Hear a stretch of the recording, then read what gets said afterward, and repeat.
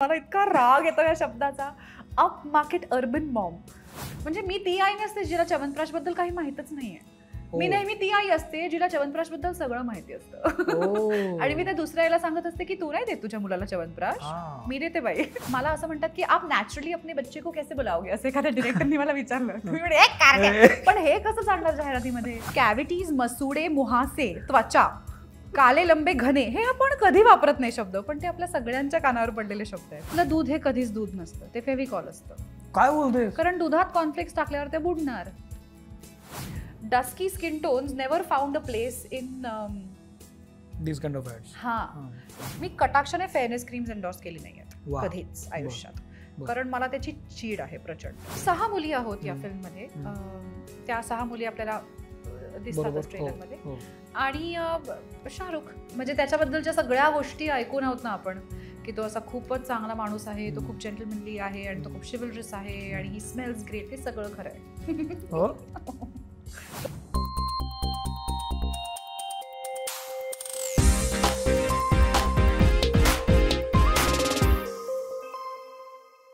नमस्कार, मी सौमित्र बोटे. मित्रमणेमध्ये मी तुम्हा सगळ्यांचं स्वागत करतो. आज आपल्यासोबत आहे गिरिजा गोडबोले.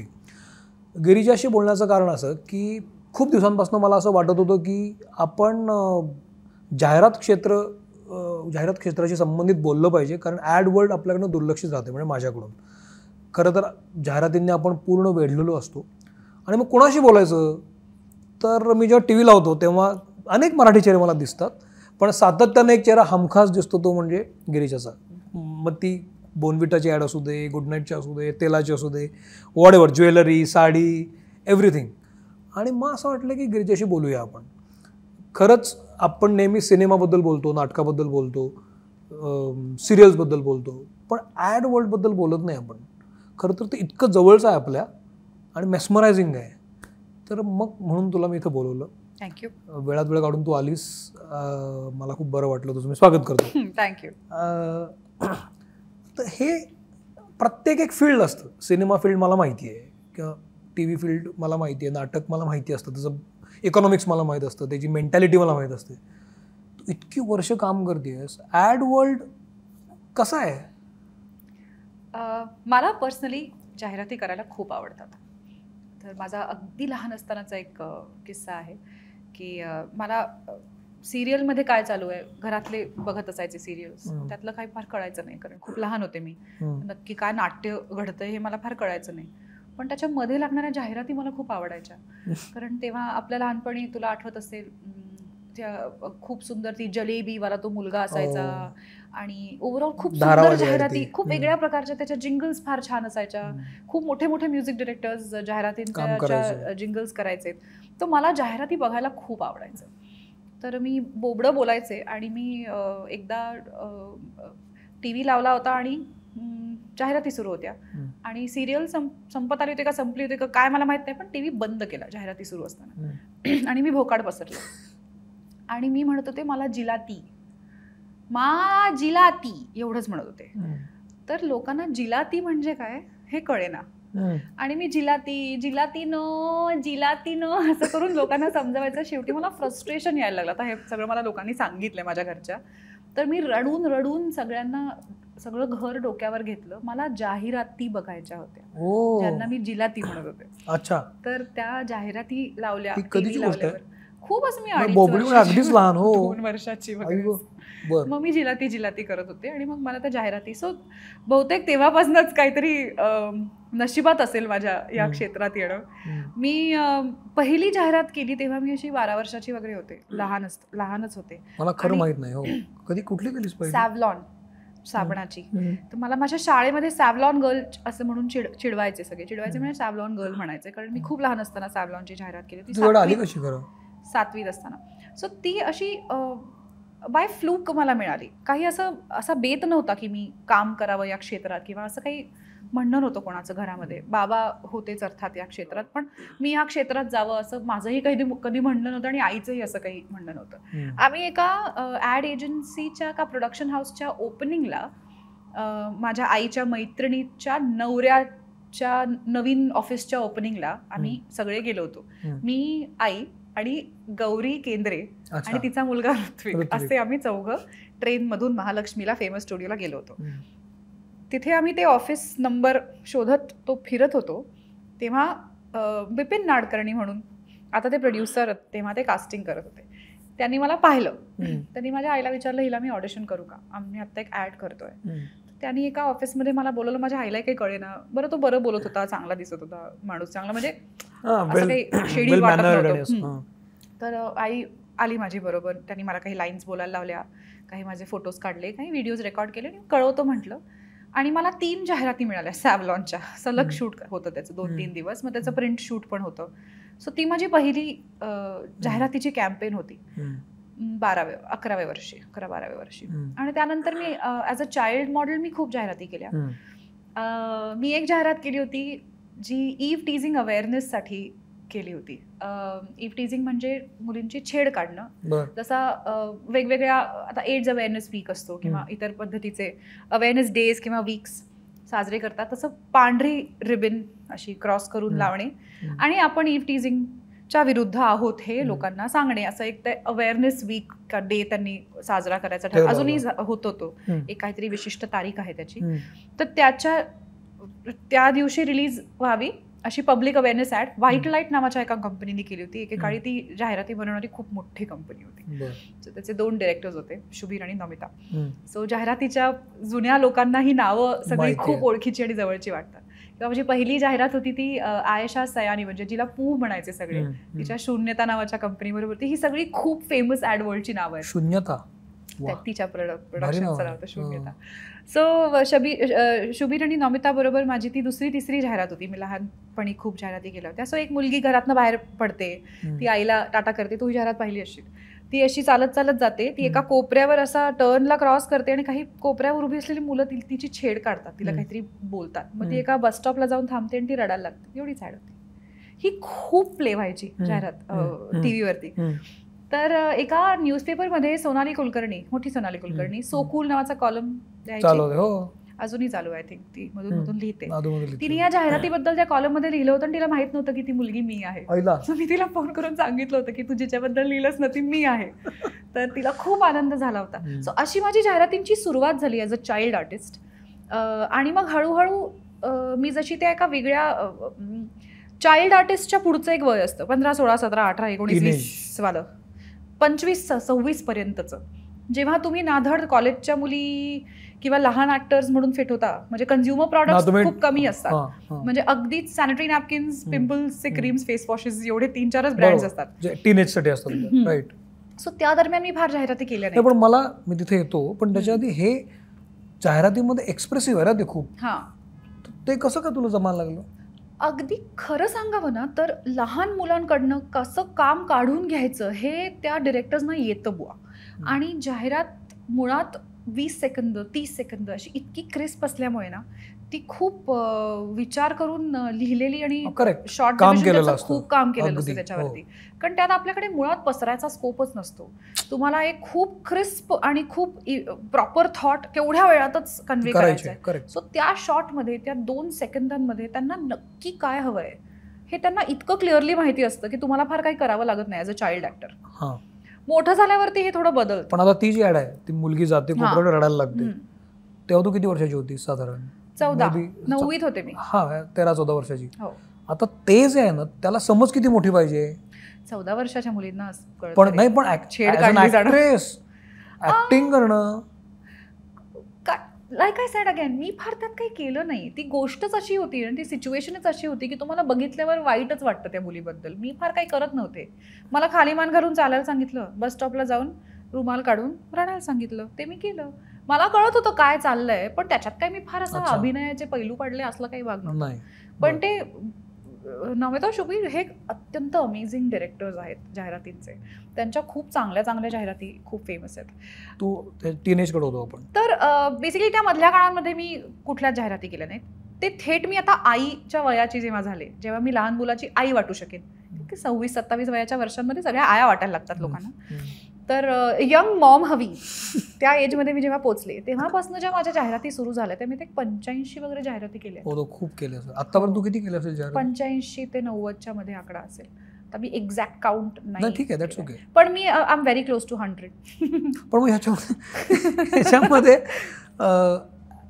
आपल्याला कळायला लागतं की आता आपण ॲक्ट्रेस आहोत, आपल्याला कळतं की ॲक्टिंग कशी करायची.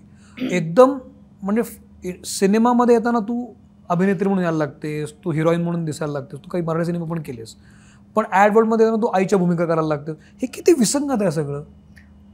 मला ऑनेस्टली असं मी असा विचार त्याचा करत नाही. हे खरं आहे की ॲड्समध्ये आपलं वय वेगळं असतं, टी व्हीवर वय वेगळं असतं, सिनेमामध्ये अजून तिसरंच असतं. पण मला असं कधी मी अगदी लहान असल्यापासून म्हणजे 26-27 वर्षाची असल्यापासून माझं स्वतःचं लग्न नाही ॲक्च्युली त्याच्या आधीपासूनच माझं लग्न व्हायच्या आधीपासून मी 22-23 वर्षाची असल्यापासून मी आईचे रोल केले आहेत. काय बोलते? म्हणजे छोट्या छोट्या मुलांचे.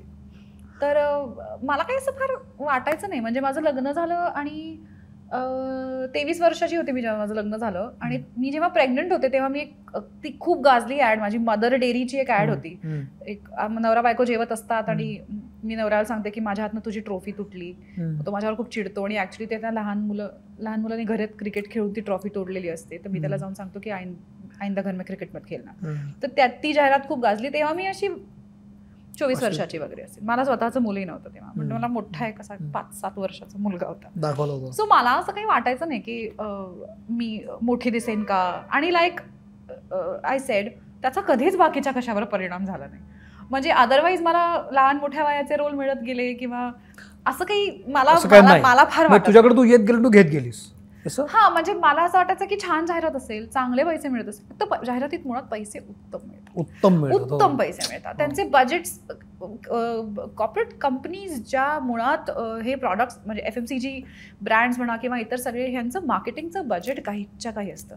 आपल्याला ज्या रेटनी गोष्टी दिसतात त्याची काय रिकॉल व्हॅल्यू असते, ह्या सगळ्याच्या मागे प्रचंड डोकं लावलेलं असतं. त्यांनी पॅकेजिंग कसं असावं, ते बाटलीवरती कसं सतत नाव दिसत राहावं, त्याचे कलर्स कसे असावे, त्या कलर्समुळे काय इमेज तयार होईल, मग त्या पॅकेजिंगच्या कलर्स सारखे कपडे त्यांना कॉम्प्लिमेंटरी किंवा सिमिलर, हे सगळं एक वेगळं जग आहे. आणि ह्याच्यामागे प्रचंड अभ्यास आणि रिसर्च आणि या सगळ्या गोष्टी असतात. तर त्या जाहिराती ज्या वर्क करतात ना, त्या कारणासाठी वर्क करतात, because is a lot of brain put behind it. So it's not just concept आवडला छान जाहिरात आहे असं नसतं. त्याच्यात खूप त्याच्यात तरबेज अशी माणसं असतात जी ते सगळं जमवून आणतात. जाहिरातींमुळे एखादी गोष्ट विकली जाणं is not a very simple conversion. So it's a very exciting project. तुला ह्याच्यामध्ये तुझ्याशी बोलतानाच मला ते कळतं की तू किती एक्साइट होत असशील हे सगळं आल्यानंतर. तू इतक्या जाहिराती केल्यास, आता जेव्हा तू आपण रिकॉल करतो सगळ्या गोष्टींना, तुला टप्प्यावरच्या आवडलेल्या जाहिराती कुठल्या आहेत तुझ्या? ही मला खूप आवडली कारण ह्याच्यामध्ये हे काहीतरी सरप्रायझिंग होतं की त्यानंतर मी ही जाहिरात केली आणि मला एकदम एक्साइटिंग होती की ती करताना मला असं लक्षात आलं की हे नाही वर्कआउट होत आहे. असं खूप अप अँड डाऊन असतील. सो 2-3 प्रकारच्या जाहिराती आत्ता रिसेंट टाइम्समध्ये होतात. एक असतात ज्या अत्यंत प्लेझंट लुकिंग सेलेबल जाहिराती असतात, ज्यामध्ये एक असं पॅकेट धरायचं असतं आणि आपल्याला सांगायचं असतं की आता तुम्ही हे वापरा. तर असं एक मला कळत नाही की ह्याबद्दल मला चांगलं वाटावं का वाईट वाटावं. माझा जो चेहरा आहे ना, तो मला असं वाटतं की जेनेरिक प्लेझंट चेहरा आहे. त्याला काही कॅरेक्टर नाही, त्याला काही कॅरेक्टर किंवा पर्सनॅलिटी नाही आहे. कारण मला बऱ्याचदा ना अशा फार इंटेन्स आणि अशा डार्क आणि अशा फिल्मसाठी असं म्हटलं गेलं की तू खूप प्लेझंट दिसतेस किंवा तू खूप अशा छान हॅपी घरातली, तुला काही श्रीमंत सुदृढ sophisticated up market is a word that is use so much in ads. मला इतका राग येतो या शब्दाचा. Up market urban Maugham. तर त्या ह्याच्यामध्ये ना, म्हणजे मी खूप अशी बिचारी आई पण नाहीये, पण बिचारी अजिबात वाटत. हा, सो मी अशी, आणि मी बिचारी न वाटल्यामुळे मी नेहमी प्रॉडक्टवाली आई असते. म्हणजे मी ती आई नसते जिला च्यवनप्राश बद्दल काही माहितच नाहीये. मी नेहमी ती आई असते जिला च्यवनप्राश बद्दल सगळं माहिती असतं. आणि मी त्या दुसऱ्या आईला सांगत असते की तू नाही देत तुझ्या मुलाला च्यवनप्राश, मी देते बाई. अच्छा, सॉलिड आहे, कसली थिन लाईन आहे याच्यामध्ये. मला खूप हसू येतं या गोष्टीबद्दल. मी कधीच ती आई नसते की अय्या सर्फ एक्सेल वापरतेस तू. मला त्या आईचे रोल कधी मिळत नाही. मला नेहमी दाग ना, मला येतं सगळं करताना. तर मी नेहमी ती आई असते. पण हे तुला बाय द टाइम रिअलाइज झालं की असं होतंय, म्हणजे आपल्याला नाही येत. आणि माझा चेहरा बहुतेक ना एक तर कुठल्या रिजनला बिलॉंग करत नाही. कारण मी काश्मीरी आहे का पासून ते मी कर्नाटकातल्या कूर्ग मधली आहे का पासून ते मी केरळात जिथे जिथे गोरी लोक आढळतात तिथली मी असू शकते. मी पंजाबी, काश्मीरी, कॅथलिक, इराणी, पण खरंच असं आलं तुला कॉम्प्लिमेंट झालेलं आहे. नंबूद्री ब्राह्मण, कूर्ग मधली, कर्नाटकातली, असं मी सगळी आहे. पण ह्याच्यामध्ये आता तू जे म्हणालीस ना की एक टॅग असतो की अर्बन, कुठला लावलास तू? Up market. तू ज्या ऍड्स केलास ना नाही मला पटतंय म्हणजे असं इमॅजिन होत नाही की तुला काही काजळ लावलं आणि असे केस बांधले की मी लगेच कर्नाटकातली आई होते. पण किती बेनिफिशियल आहे तुझ्यासाठी. अरे केवढ्या माझं म्हणणं जाऊ दे, नको कॅरेक्टर, मला फेस पर्सनॅलिटी वगैरे काय नको. वर्षात एक फिल्म करायची त्यापेक्षा मी वर्षाला 20 ऍड करते. याच्यामध्ये तू ज्या ऍड्स केल्यास ना तुला लक्षात राहिलं तुझ्या ऍड कुठल्या आहेत आणि का? मला खूप ऍड्स लक्षात राहिल्यात, चांगल्या कारणांसाठी पण आणि वाईट कारणांसाठी पण. So me like I was saying, काही ॲड्स अशा असतात की ज्यामध्ये आपल्याला फक्त प्रॉडक्टबद्दल छान छान माहिती, आजकाल गेल्या काही वर्षांमध्ये जरा गोष्ट असलेल्या किंवा त्याला काहीतरी एक सोशल मेसेज असलेल्या अशा वेगळ्या प्रकारच्या ॲड्स पण करण्यात येतात. सो त्यात काहीतरी करण्याजोगं असतं, त्यात काहीतरी परफॉर्मन्सला स्कोप असतो. त्या जरा लॉंग फॉर्मॅट असल्यामुळे 2-2.5 मिनिटांच्या, एक तर सोशल मीडियामुळे किंवा डिजिटल ॲडव्हर्टायझिंगमुळे आपल्याला वेळेची बंधनं निघाली आहेत जरा. सो आपल्या नॉर्मल चॅनल्सवरती जे स्लॉट्स मिळतात ॲड्सचे, हे बहुतेक सगळ्यांना माहितीच असेल, ते एक्सपेन्सिव्ह असतात. सो तुम्हाला 10 सेकंद, 20 सेकंद, 30 सेकंद, शिवाय तुमची जाहिरात कुठल्या कार्यक्रमात दिसते, ती IPL मध्ये दिसणार असेल तर त्याच्या काही रेट्स वगैरे वगैरे वगैरे, हे सगळं खूप असतं. सो त्या 20 सेकंद 30 सेकंदांच्या ॲड्स बनवल्या जातात. पण तुम्ही डिजिटली ती ॲड दाखवणार असाल तर तुम्हाला वेळेची काही मर्यादा नसते. तुम्ही युट्यूबवरती अपलोड केली तर ती ॲड कितीही वेळ मोठी असू शकते. सो तशा ॲड्स करायला मजा येते. पण कधी कधी अशा ॲड्स करायला ही मजा येते कारण मुळात आता जाहिरात आहे, ही जाहिरातीतली बाई आहे आणि ही जाहिरातीमध्ये पांढरा कोट घातला म्हणजे काही डॉक्टर नाही, हे सगळ्यांना कळतं. पण हे कळूनही लोक ऐकतात आणि घेतात विकत. तर त्यात एक प्रकारचं कन्व्हिक्शन लागतं. म्हणजे तुम्ही अगदी एखादं पॅकेट उचलून सदा इस्तेमाल करे तर सॉल्ट असं म्हटलं ना तरी त्यात एक प्रकारचं कन्व्हिक्शन लागतं. हा, कारण तुम्ही जर त्यात कन्व्हिन्स नसाल, तुम्ही ते अभिनय म्हणून करायला लागलात तर ते एरवीच खूप खोटं आहे. सगळंच खोटंच आहे ना, दिसतंच आहे. आणि खोटं नाही असं कोणी सांगतही नाही, सगळं खोटंच दिसतं. त्यातली घरं, त्यातली लोकं, त्यातले कपडे, त्यातलं काही खरं नसतं. कोण असे कपडे घालून घरामध्ये फिरतं? बरोबर. किंवा असे छान असे पडलेले केस कोणाचे असतात लहान बाळाला? पण मग तो अभिनय नसतो, अभिनयच असतो, पण तो अशा पद्धतीने करावा लागतो की तो अशा त्या खोट्या आणि खऱ्याच्या मध्ये कुठेतरी ॲड, म्हणजे तो प्लेझेंट पण असला पाहिजे पण तो फेक पण नको. आणि मग लहान मुलाला मला असं म्हणतात की आप नॅचरली अपने बच्चे को कैसे बुलाओगे, असं एखाद्या डिरेक्टरनी मला विचारलं. तुम्ही म्हणजे पण हे कसं चालणार जाहिरातीमध्ये? त्यामुळे जाहिरातीमध्ये बोलावलं तर रोहन बरं असं आपल्या मुलाला कोण आळ मारतं. सो अशा मला खूप मजा येते जेव्हा मी टिपिकल जाहिराती करते ना, तेव्हा माझं कन्व्हिक्शन जे पणाला लागतं त्याची मला पर्सनली खूप मजा येते. परफॉर्मन्स ओरिएंटेड ज्या जाहिराती असतात त्या मला एनिवेज करायला आवडतात. जशा की मी मध्ये डोमेस्टिक अब्यूज च्या टॉपिकवरती क्लिनिक प्लस नी जाहिरात केली होती, ज्यात एक लहान मुलगी असते, ती आपल्या आईला एका कवितेतनं सांगत असते की मुझे जल्दी से बडा बना दो, किंवा मुझे टीचर बना दो, मैं डायरी में लिखूंगी, पापा को स्कूल में बुलाऊंगी, या मुझे जल्दी से पायलट बना दो, आपको लेकर कहीं दूर चली जाऊंगी, मुझे स्ट्रॉन्ग बना दो, मैं आपको पापा से बचाऊंगी. सो बेसिकली बाप डोमेस्टिक अब्युजर आहे आणि आई वेगवेगळ्या सिच्युएशन्स मध्ये कधीतरी ती रडताना तोंड धुते, आई मुलगी येऊन तिला सांगते, कधी तिच्या गालावर काहीतरी मार्क्स आहेत आणि मुलगी येऊन तिला बोलते. So it was a very serious ad आणि त्या मुलीनी खूप छान काम केलं होतं आणि त्याच्यात काहीतरी करण्यासारखं होतं आणि ती मोठी जाहिरात होती. सो ती आता ते काम किंवा तो अभिनयच मुळात करायला आपण आलोय नाही का इथे. सो ते मी करतेच. मला मजा त्या दुसऱ्या जाहिरातींमध्ये ऍक्च्युली येते, ज्यामध्ये फक्त बेचो करायचं असतं पण कन्व्हिक्शन नाही. सो मी तर एक हे पण बनवली आहे, लिस्ट पण बनवली आहे शब्दांची. सो हे बघ, आता कसं असतं ना, आपल्या रोजच्या बोलीभाषेमध्ये आपण किटाणू नाही म्हणत, तिथे बसू नकोस, तिथे किटाणू असतील असं आपण नाही म्हणत. सो काही असे शब्द आहेत, पण किटाणू हा शब्द सगळ्यांनी ऐकलाय की नाही? बरोबर जाहिरातींमुळे. बरोबर करेक्ट. सो असे काही शब्द आहेत जे फक्त जाहिरातींमध्ये ऐकू येतात, पण ते खोटेच असतात ना, ते जगण्याजवळ जात नाही ते. पण ते जाहिरातींमध्ये रोज असतात. आपल्या रोजच्या आयुष्यातले ते शब्द असतात, आपण वापरत नाही कधी. हे किती हिलेरियस आहे की कॅव्हिटीज, मसुडे, मुहासे, त्वचा, काले लंबे घने, हे आपण कधी वापरत नाही शब्द, पण ते आपल्या सगळ्यांच्या कानावर पडलेले शब्द आहेत. अगदी. जिद्दी दाग कोण म्हणतं? घरामध्ये मेरे कपडों पे जिद्दी दाग लगे असं कोण म्हणतं? जाहिरातीतली प्रत्येक बाई म्हणते. सो मी ना अशी लिस्ट केली आहे फक्त जाहिरातीतल्या शब्दांची. जसं झुमरी तलैया फक्त विविध भारतीवरती, तसं हे शब्द फक्त जाहिरातीमध्ये. तशा शब्दांची मी लिस्ट केली आहे. मला ते सगळे शब्द बोलूनच बघायचे आहेत एकदा. सो माझं किटाणू झालंय, कॅव्हिटीज, मसुडे, मुहासे झालंय, काले लंबे, सुरक्षित मेरे काले लंबे बाल झालंय, त्वचा राहिलंय. त्वचा मला एकदा म्हणायचं, माहिती नाही यार, मी त्या पिंपलवाल्या वयामध्ये नव्हते ना. आता मी 45 वर्षाची झाले ना की मग माझ्या मुलीला मी फेस पॅक, हा मग मला त्वचा म्हणता येईल. मग मी तेव्हा मुहासे पण म्हणून घेईन. पेश है, पेश है, पण हे बरोबर आहे ना, पेश है मी म्हणून घेतलंय. आविष्कारी उत्पादन, हे सगळे शब्द मी टिक करत चाललेत. मला ज्या दिवशी हे शब्द येतात ना म्हणायला की मला खूप आनंद होतो. हे जे आता टोन बदलतेस ना तू, हा पण सॉलिड आहे का? म्हणजे तू माझ्याशी बोलताना वेगळं बोलतेस, ते बोलताना वेगळं. ऍक्च्युअली जे ऍड असतात सगळे असंच बोलते. अगदी असं नाही, कधी कधी खूपच टिपिकल जाहिराती असतात, अगदी टिपिकल FMCG प्रॉडक्ट्सच्या. तिथे असं कधी कधी पण सिरियल जसं टिपिकल असतात ना, जसे सिरियल टिपिकल असतात, टिपिकल नाही मी थोडासा निगेटिव्ह सेन्स की साचे बद्दल, तसं ऍड वाल्यांना कळत नाही की अरे आपण टिपिकल करतोय. अरे पण ते चालतं, कारण त्याची फॅमिलिअरिटी कमाल काम करते.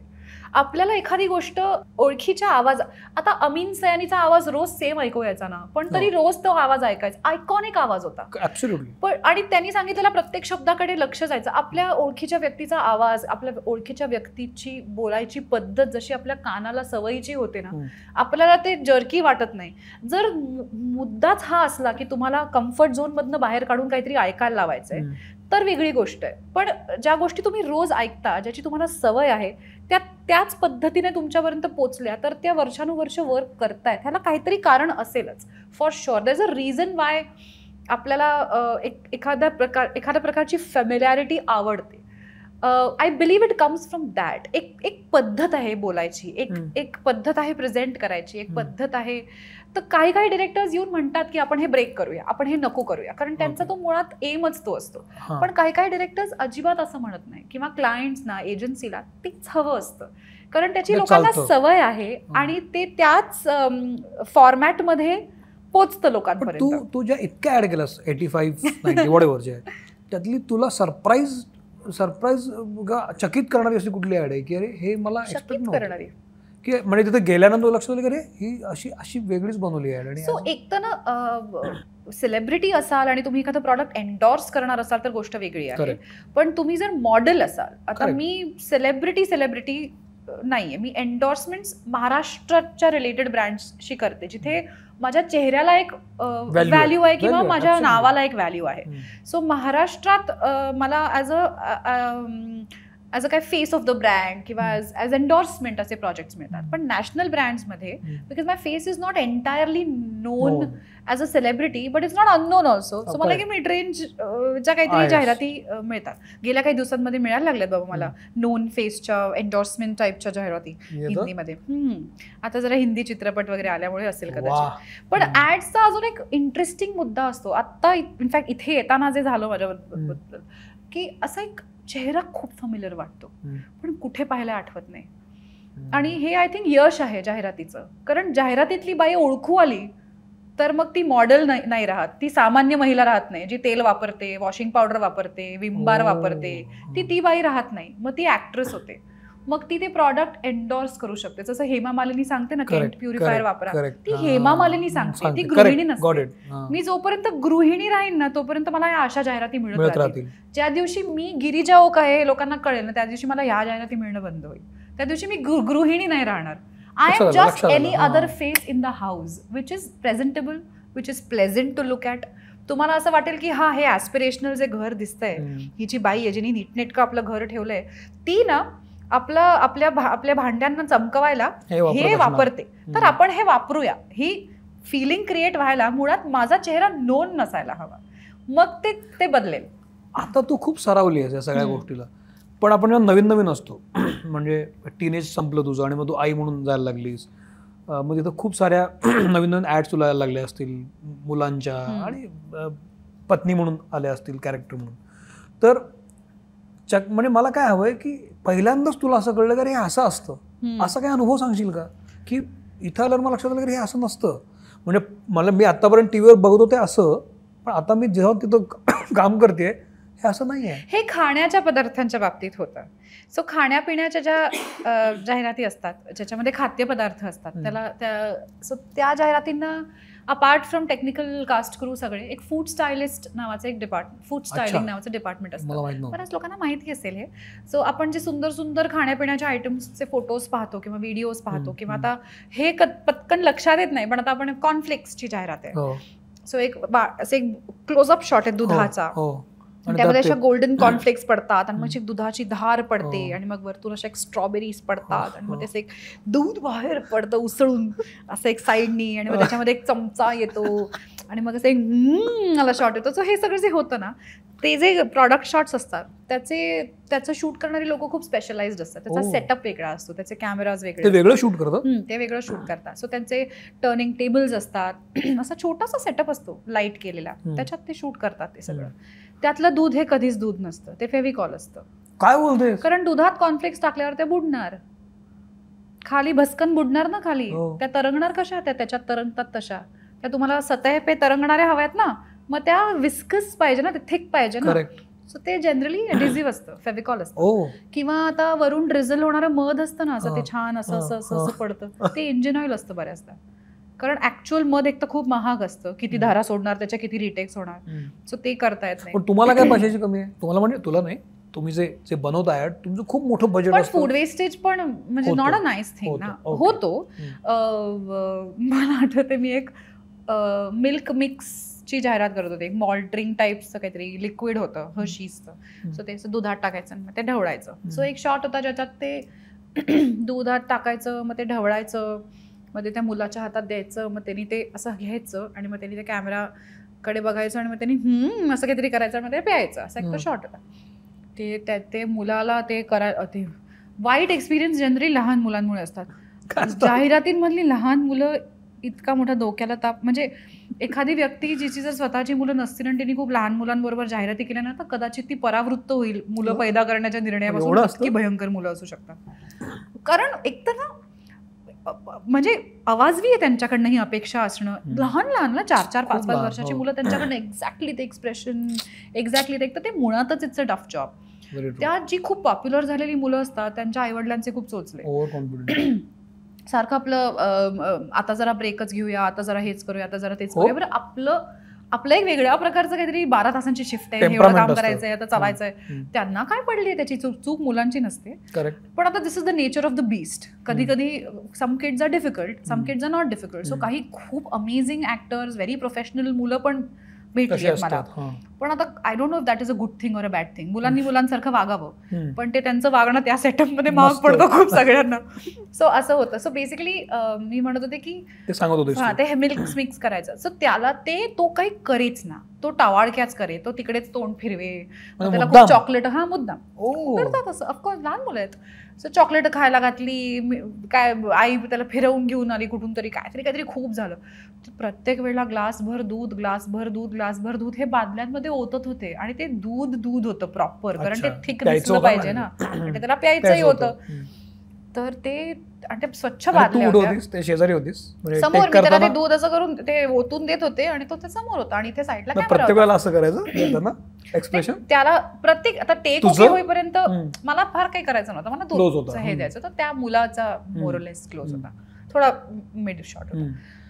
तर ते दूध वाया जाणार ह्याचा मला इतका स्ट्रेस यायला लागला ना. एक बादल्या, एक बादली काय 10-1 लिटरची असते ना, 60 लिटर दूध कसं व्हायचं दिवसभर. इथनं ओततायत तिथनं ओततायत, ह्याचे शॉट त्याचे शॉट. त्या दुधाचं काय, मी त्यांना म्हटलं त्या बादल्या स्वच्छ, मी सगळं विचारून घेतलं, तिथे बादल्या स्वच्छ आहेत ना, सगळं तुम्ही प्यायच्या पाण्याने धुतलंय ना वगैरे वगैरे, मी सगळं विचारून घेतलं. त्या ज्या रिकाम्या झालेल्या बाटल्या होत्या बिस्लरीच्या, त्या आम्ही एका माणसाला बसवून धुवायला लावल्या साबणाने. मग त्या सगळ्या बाटल्या धुवून वाळवायला लावल्या. मग त्यामध्ये ते अनेक बादल्या दूध मी भरलं आयुष्य आणि मी रात्री सेटवरून घरी जाताना ज्या सिग्नलला मला लहानपण दिसली ते चॉकलेटचं दूध होतं. त्याच्यात ते एक छोटं पाऊल किती किती छान केलं. पण किती किती कसं करणार, मग वेस्टेज खूप होतो. आईस्क्रीम दिसतं ना असं छान गोल असलेलं, ते बटाटा असतो. बटाटा असतो, तो बटाटा असतो. आईस्क्रीम वितळणार 5 मिनिटाच्या. पण टेक्स्चर कसं आणतात त्याला? तू बटाट्याचा मॅश कर, त्याच्यामध्ये थोडीशी कणिक घाल आणि त्याचे मळ पीठ आणि त्याचा स्कूप काढ, एक्झॅक्टली आईस्क्रीम सारखं दिसेल. तुम्ही त्याच्यात वाटेल तो फूड कलर घालू शकता, स्ट्रॉबेरी, चॉकलेट, जे काय तुम्हाला हवं असेल. सो अशा सगळ्या फार इंटरेस्टिंग गोष्टी असतात. फूड स्टायलिंग बघायला खूप मजा वाटते. वरतून ऑइलचा स्प्रे करतात, त्याला ते अशी छान कोथिंबिरीची पानं ठेवतात, असं काय काय काय. सो मस्त मस्त असतं शूट. हे झालं, हे खाण्यापिण्या झालं. हे जेव्हा ज्वेलरी असतं किंवा क्लोदिंग असतं, सारीज असतं, त्याचं आणि वेगळंच आहे त्याचं गणित. प्रत्येक काय म्हणतात प्रोडक्टचं एक ग्रामर असेल ना काहीतरी. राईट. तर हे तुझ्या कधी लक्षात आलं की ज्वेलरी असताना मला अशा पद्धतीनं करायचं आहे, साडी असताना अशा पद्धतीनं करायचं आहे, तेल किंवा केस असेल तर मला अशा पद्धतीने बोलायचं आहे, असं काहीतरी ठरलेलं असतं का? Not really. ते त्या पर्टिक्युलर स्टोरीवर, त्या पर्टिक्युलर क्रिएटिव्ह ज्यांनी ते लिहिलं आहे, कॉपी लिहिली आहे, एजन्सीमधला जो कोण त्यांचा माणूस असेल, त्यांचं इंटरनल डिस्कशन, काय टोनॅलिटी आहे त्या फिल्मची, रिअलिस्टिक आहे का नाही आहे का, तर ते त्याच्यावर डिपेंड करतं. सो जनरली एक तर ना, बिकॉज जाहिराती मध्ये पैसे बरे असतात, you always land up working with the best technicians in the industry. So Nitesh Tiwari पासनं ते अगदी सेनपर्यंत, मी शुजित सरकारपर्यंत, प्रदीप सरकारपासनं ते म्हणजे हे सगळे जे मोठे डिरेक्टर्स आहेत, या सगळ्यांबरोबर मी जाहिराती केल्यात. पण मग हे सगळे जाहिराती करतात. सो मुळात तुमचा डिरेक्टर फार कमालच असतो. जनरली जाहिराती करणारा डिरेक्टर त्या एका माणसाच्या विजनवरती ऑलमोस्ट लाखो करोडो रुपये सँक्शन झालेले असतात.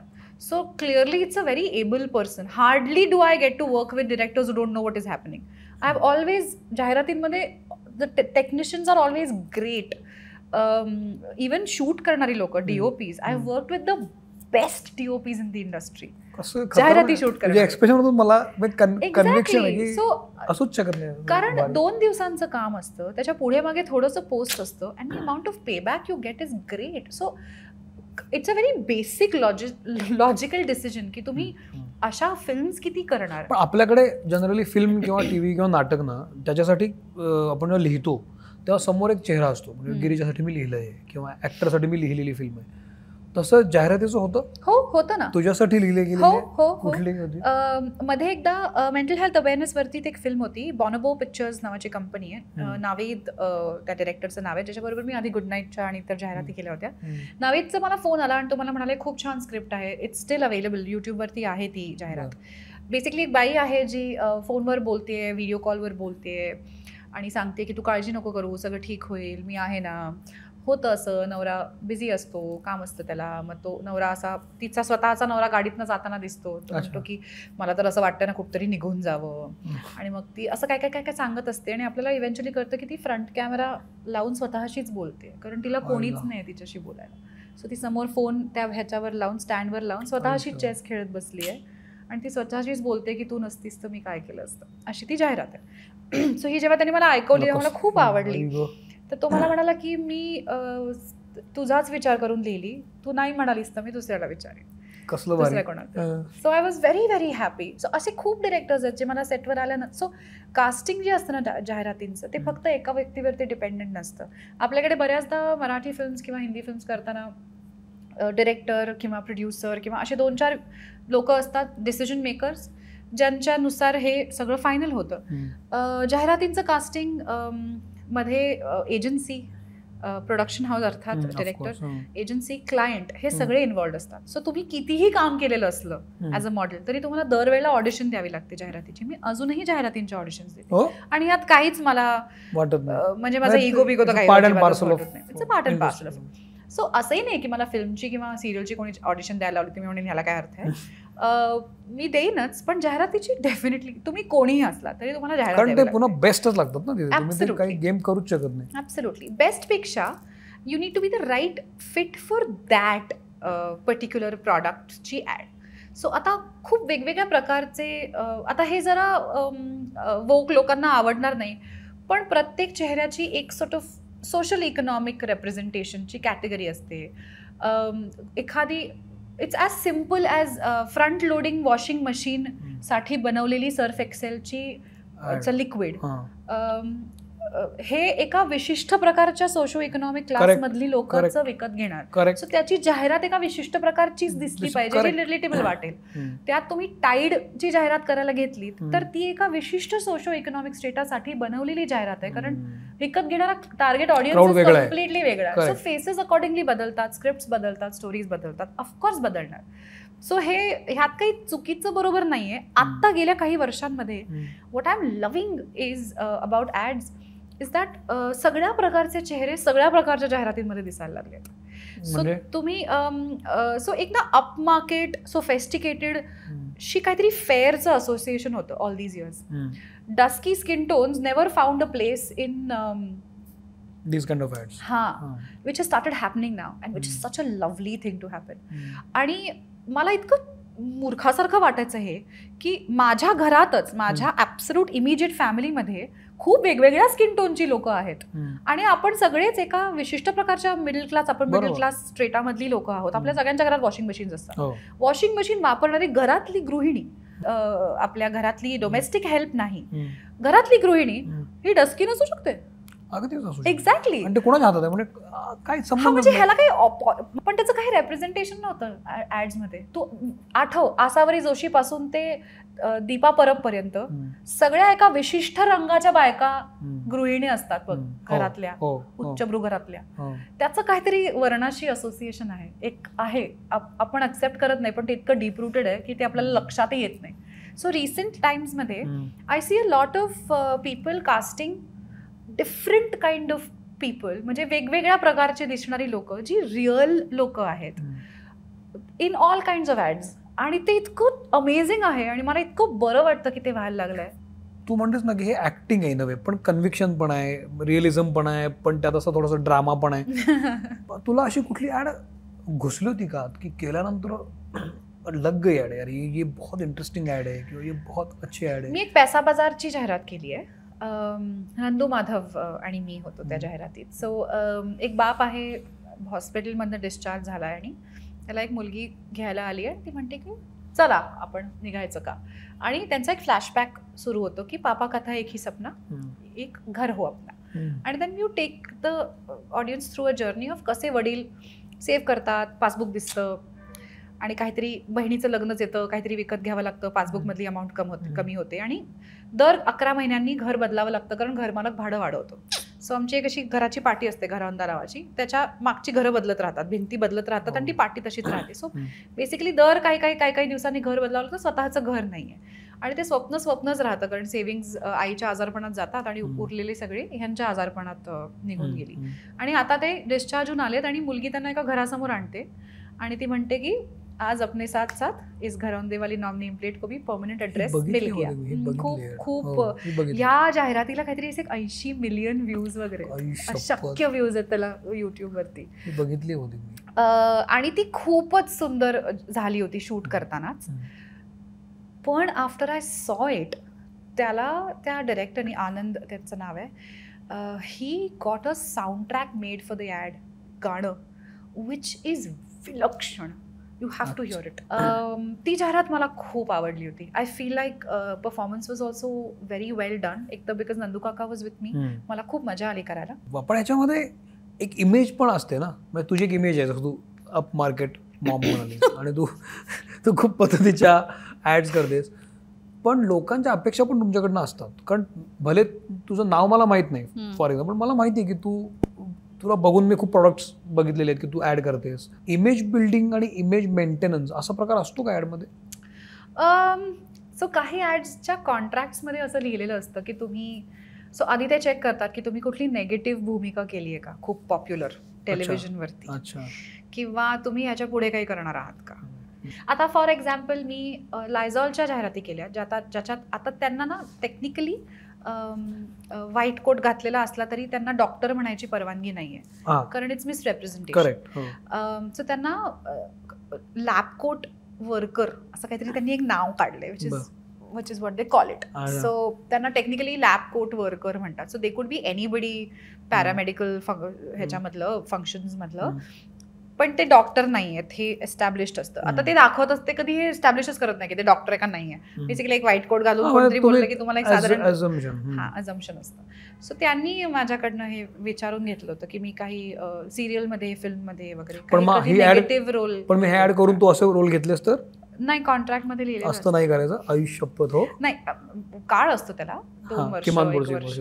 स्मोकिंग एंडोर्स करणं अशा गोष्टी पण असतात कॉन्ट्रॅक्ट्समध्ये की तुम्ही कधी टोबॅको रिलेटेड प्रॉडक्ट्स एंडोर्स केले आहेत का, किंवा तुमच्या फिल्म्समध्ये कधी तुम्ही असे शॉर्ट्स केले आहेत का, मग ते तुम्हाला they don't want to cast you. Crowd बद्दल तुझं काय मत आहे? म्हणजे क्राऊड बघणारा जो क्राऊड आहे, हिंदी क्राऊड असतो, मराठी क्राऊड असतोस, आणि तू मराठी मुलगी आहेस, मराठी सोसायटीमध्ये वाढलेली आहेस, तू माहिती आहे सगळ्यांना.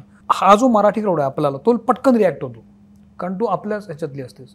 हिंदीला एवढा काही फरक पडत नाही कारण तिचं व्हास्ट सगळं कॅनव्हास असतो. उदाहरणार्थ जेव्हा ही मोठे मोठे नायक हिरो तंबाखूची ॲड करतात किंवा बोलो जुबान केसरी वगैरे, त्याच्यावरनं पान परागची ॲड, आणि मग त्याच्यावरनं खूप आता अलीकडे खूप झालं आहे. ते पूर्वी असं नसायचं, पण आता खूप झालं की तुम्ही अशा ॲड्स का करता. ह्याचं प्रेशर ॲज अन ॲक्ट्रेस किंवा मॉडेल म्हणून तुला येतं? मी अगदी प्रामाणिकपणे सांगू, आत्तापर्यंत अशी ऑपॉर्च्युनिटी नाही आली आहे की मला असं काहीतरी अशी एखादी जाहिरात मिळाली आहे आणि मग ती करायची की नाही हा मला निर्णय घ्यावा लागलाय. अजून असा प्रश्नच माझ्यासमोर आला नाही आहे.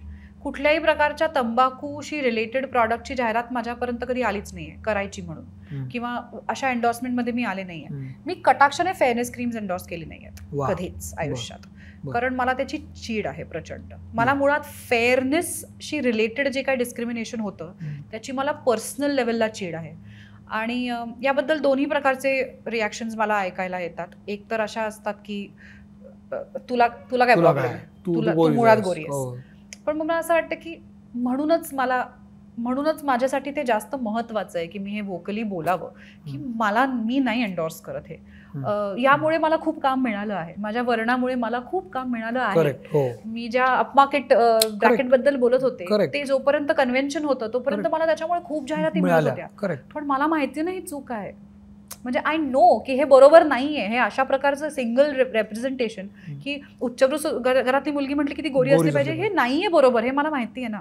So at the cost of sounding काय म्हणतात त्याला, म्हणजे I am grateful for the work I have gotten, आणि मे बी मला कदाचित ह्याच्या पुढे तेवढं काम मिळणार नाही because that space has opened up for everybody. But I am happy about that. I am very very happy about that की ती स्पेस सगळ्या प्रकारच्या वर्णांसाठी ओपन झाली आहे, कारण ती असायलाच हवी होती पहिल्यापासून.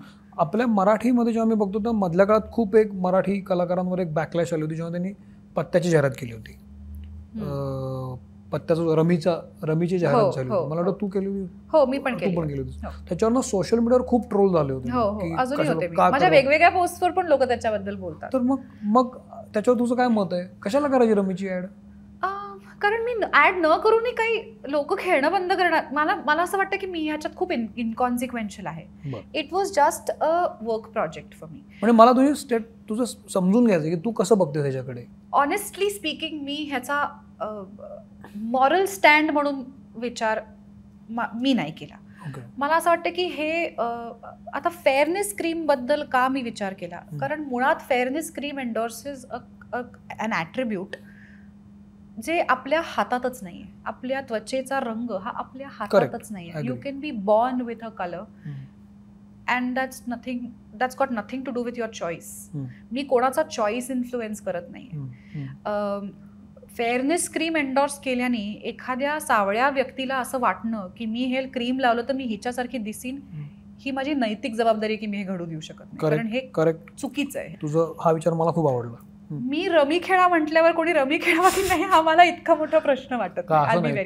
तू केलं मी पण खेळायला लागेल ना, आमच्या गिरीजाने केलंय. म्हणजे हा तुमचा चॉईस आहे, याच्यात तुमची काही मजबुरी नाहीये. तुम्हाला देवाने दिलं नाहीये रमी खेळायला. You know what I am saying. सक्ती कसली याच्यावर? It's your choice. दारू प्यायची की नाही, तंबाखू खायचा की नाही, रमी खेळायची की नाही, हे तुमचे चॉईसेस आहेत. चेहऱ्याचा रंग बदलायचा का नाही हे तुमचा चॉईसच नाहीये मुळात.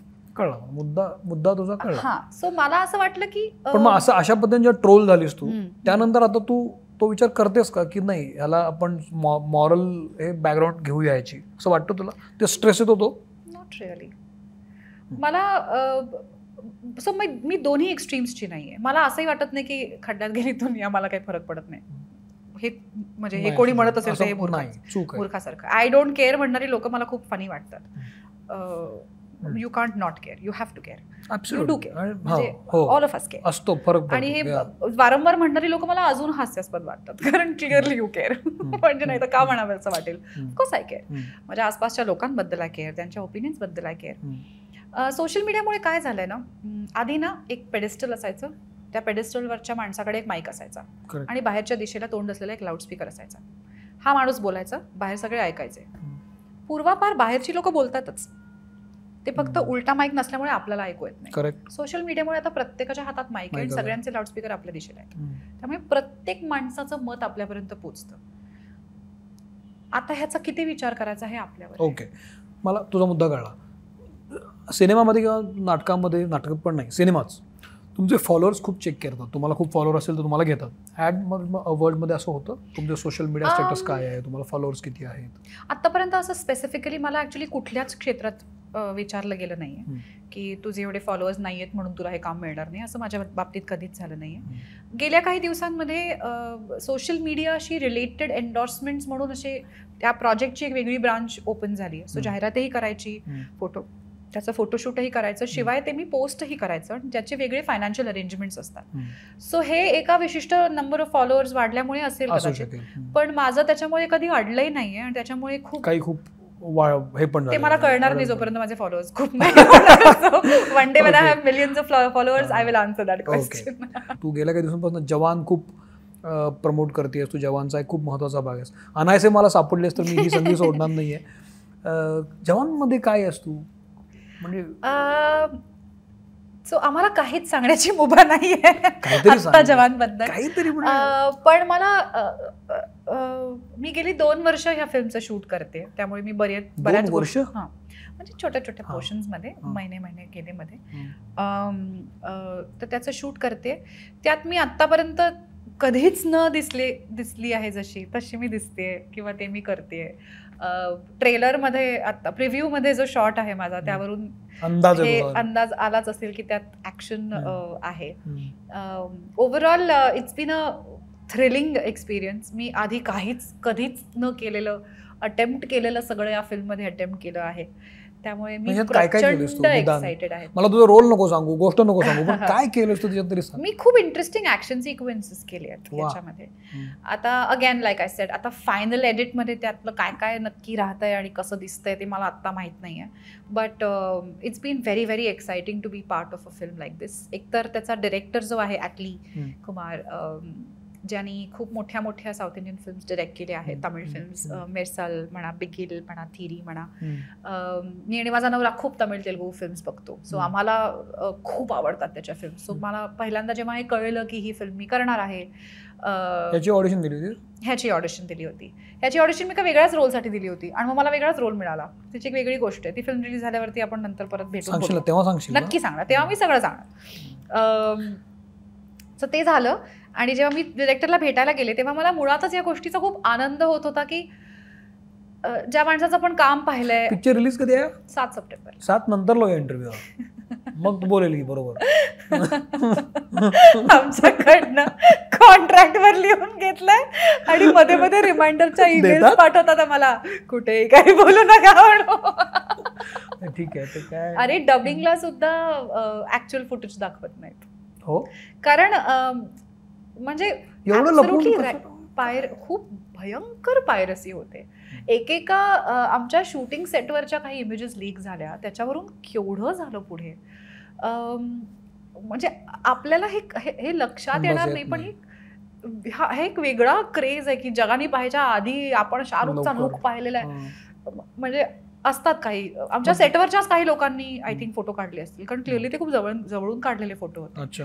त्यानंतर तर ते stop allowing phones on set, म्हणजे नॉट प्रायमरी कास्टला नाही, आम्ही फोन्स घेऊन जायचो, पण बाकी सगळ्यांचे फोन्स कॉन्फिस्केट करायला. तुझे सगळ्यात जास्त सीन्स कोणाबरोबर आहेत? सो आम्ही 6 मुली आहोत या फिल्ममध्ये. त्या 6 मुली आपल्याला दिसतातच ट्रेलरमध्ये. आणि शाहरुख. सो सगळ्यात जास्त काम आम्ही 6 आणि तो असंच आहे. असंच आहे. मजा आली असेल तुला? खूप खूप खूप, म्हणजे त्याच्याबद्दलच्या सगळ्या गोष्टी ऐकून आहोत ना आपण, की तो असा खूपच चांगला माणूस आहे, तो खूप जेंटलमॅनली आहे आणि तो खूप शिवलरस आहे आणि ही स्मेल्स ग्रेट, हे सगळं खरं आहे. तो फार भारी आहे. एक तर मी त्याची फॅन आहेच आणि मला असं खूप वाटतं की ज्यांचे आपण प्रचंड मोठे फॅन असतो त्या व्यक्तीला नको भेटायला, कारण आपली ती इमेज ब्रेक झाली तर मला खूप त्रास होईल असं मला खूप वाटायचं आधी. तर मी अशी खूप मोजक्या लोकांची मॅड फॅन आहे. म्हणजे एकतर A.R. रहमान आहे, त्या माणसाची मी कशी फॅन आहे मी कोणाला समजावून सांगू शकत नाही, मला रडूच येतं त्याची गाणी ऐकल्यावरती. तर त्याला भेटायची जितकी माझी तीव्र इच्छा आहे ना, तितकीच त्याला न भेटायची पण आहे, कारण if he is little bit less than what I have thought he is, my heart will be broken for ever असं मला वाटतं. तर मला शाहरुख बद्दल असं वाटायचं की तो नाही निघाला तर हे सगळं जे मी त्याच्याबद्दल ऐकून ठेवलंय तर तसं काही झालं नाही. माय एक्सपेक्टेशन्स ऑफकोर्स. आपला काय यार आहे का तो मी त्याला ओळखायला? भेटू शकतो तुला तो? मी कधीच भेटले नव्हते त्याला, मी पहिल्यांदा भेटले. शाहरुखची बेस्ट थिंग गोष्ट कुठली तुला वाटली सेटवरची, जी सिनेमाशी संबंधित नाहीये पण बेस्ट थिंग आहे ही, मला तुला ही ऍड ऑन करत गेली त्याच्या इमेजमध्ये, अशी कुठली आहे? सो आपण सगळ्या बेसिक गोष्टी राहू देऊया की तो प्रिपेअर्ड येतो सेटवर, त्याच्या लाईन्स कधी त्याला पार्ट नेत वगैरे असलं काही कधी होत नाही. तो प्रिपेअर्ड असतो सेटवरती येताना. आपल्याला जे एक इमेज असते ना स्टारची की तो उशिरा येईल, मग तो आपला एक सीन, तो पूर्णपणे प्रिपेअर्ड येतो सेटवरती. हे बेसिक झालं, ह्याच्यावरती बिल्ड करूया आता आपण. नाहीतर आपल्याकडे लोक बेसिक गोष्टीच अप्रिशिएट करतात. लाईन्स माहिती होत्या यार, त्याला सगळ्या लाईन्स पाठ होत्या. मला असं वाटतं म्हणजे लाईन्स हा म्हणजे बेसिक आहे ते. इंजिनियर झालेल्या मुलाला 10वी दिली होती 10वी असं नाही म्हणत आपण. सो त्याला त्याची ऍक्शन कंटिन्युटी, त्यांनी केलेल्या सगळ्या गोष्टी ह्या एक्झॅक्टली माहिती असतात.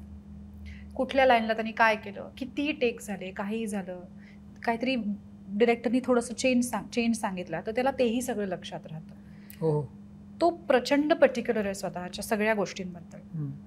या उपरही त्याच्यामुळे जर कधी रिटेक घ्यावा लागला, कारण तो काहीतरी मुवमेंट विसरला किंवा लाईन तो जनरली विसरत नाही, पण काहीतरी त्याच्यामुळे झालं, एखादी लाईन गडबड झाली किंवा वर्ड इकडे तिकडे झाला किंवा काही झालं, काही असू शकतं, तर तो जेन्युइनली अपॉलॉजाईज करतो. तर आमच्या समोर एका सिक्वेन्समध्ये तो एक काहीतरी बोलत होता आणि त्यांनी एक काहीतरी अशी मुवमेंट घेतली बोलता बोलता, आणि त्यांनी मुवमेंट घेतल्या घेतल्या त्याच्या लक्षात आलं की ह्याच्या पुढच्या लाईनला त्यांनी ती मुवमेंट घेतली होती मास्टरमध्ये. सो आता ते बरोबर नाही, सो त्याला त्या लाईनला ती मुवमेंट घेतली पाहिजे.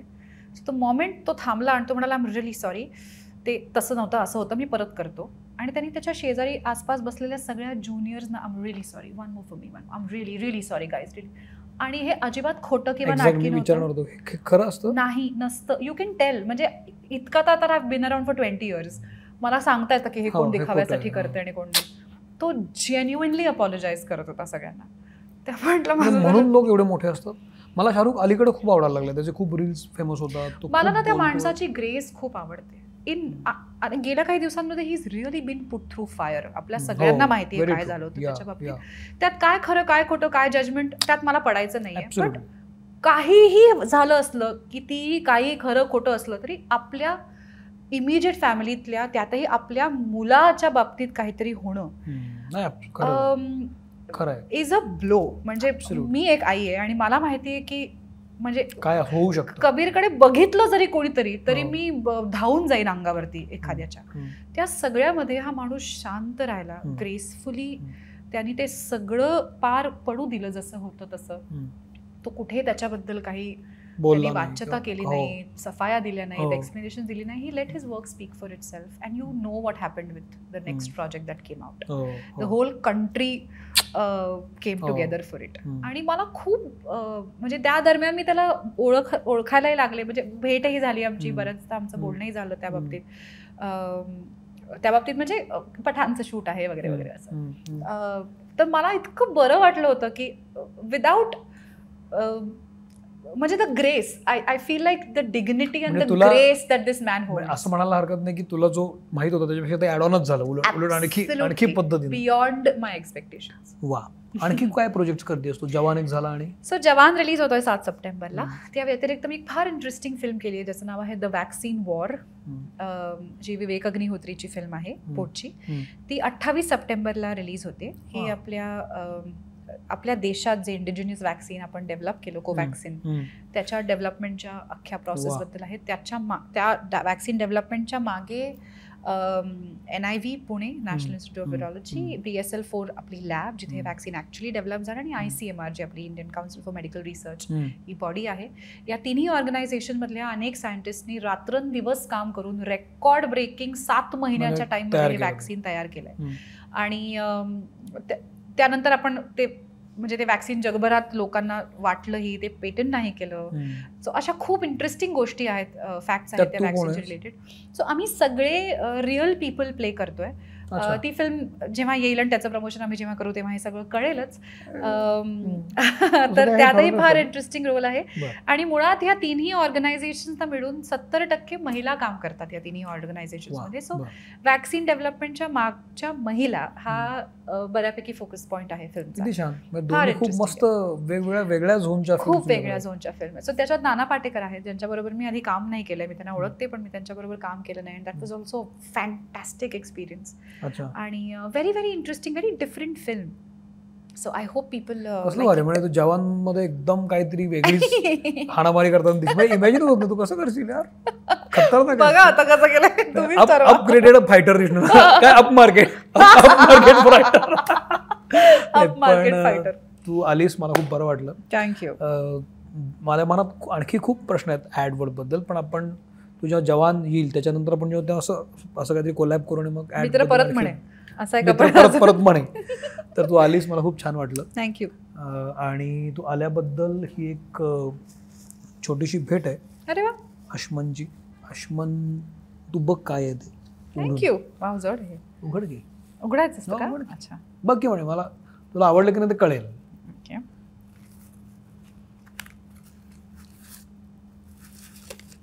आश्मन पेबल्सची एक छोटीशी भेट आहे. ओके.